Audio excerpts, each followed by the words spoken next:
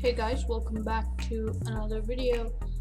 In today's video I'm going to be showing you guys how to turn on dark mode on Windows. This is the third video I've done on dark mode, and so here's what you want to do. You want to go to search and type in dark mode. No problem if there's a typo, so just click on turn on dark mode for apps.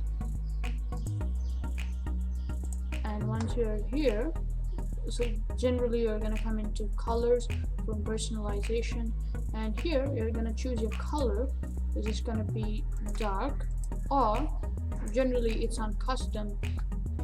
Generally your mode is something like this, set something like this, and honestly it is horrible.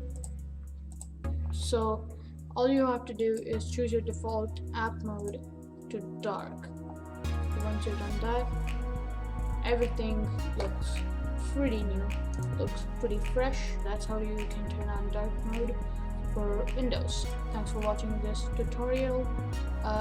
Yeah, I set that camera box that way, really small, but I hope you found this tutorial helpful. If you did, click on that like button. Make sure to subscribe to the channel if you want more tutorials like this, and also thank you for watching this video. Comment down below if you know there are any problems in this process, and yeah, thanks for watching this video. Peace.